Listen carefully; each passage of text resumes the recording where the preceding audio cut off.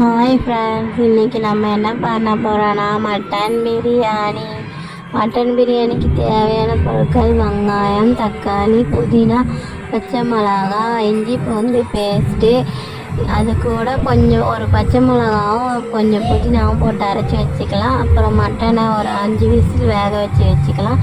அரிசியை ஒரு அரை மணி நேரத்துக்கு முன்னாடியே ஊற வச்சுட்டா நல்லா மலர்ந்து வரும். அப்புறம் அது கூட தயிர் கொஞ்சம் மிக்ஸ் பண்ணுறதுக்கு ஒரு அரை பேக்கெட் யூஸ் பண்ணிக்கலாம். அப்புறம் மட்டன் வேக வச்ச தண்ணியே அளந்து ஊற்றிக்கிறதுக்கு வச்சுக்கலாம்.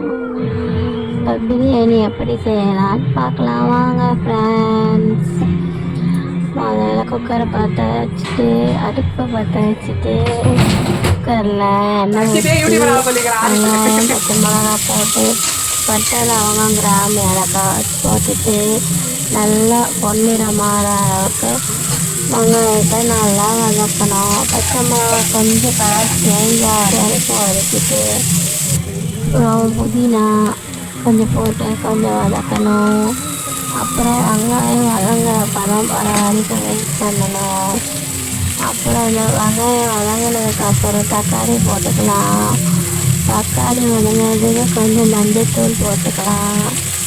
அப்புறம் வெங்காயமும் தக்காளியும் மிக்ஸ் பண்ணி நல்லா வேகிறதுக்கு கொஞ்சம் உப்பு போட்டுக்கலாம்.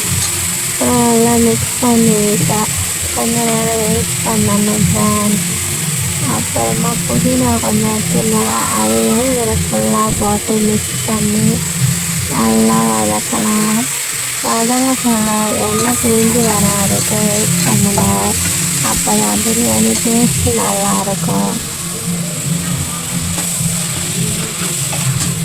அப்புறம் வெங்காயம் தக்காளி வதங்கினதுக்கு அப்புறமா இஞ்சி பூண்டு பேஸ்ட்டு, புதினா, பச்சை மிளகா சேர்ந்து அரைச்சி வச்சுருக்கோம்ல அதையும் சேர்த்துக்கலாம்.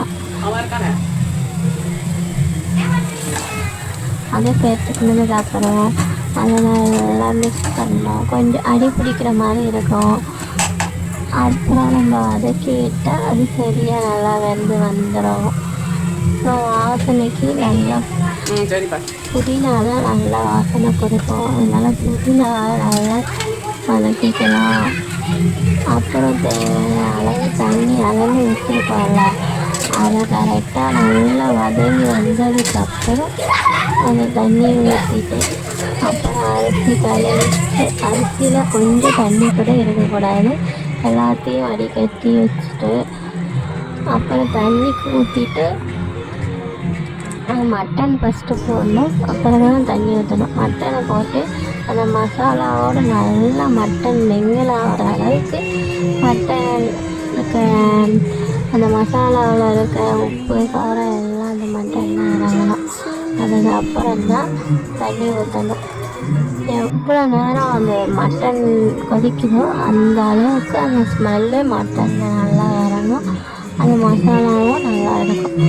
அந்த கொதி வந்ததுக்கப்புறமா அரிசி போடணும்.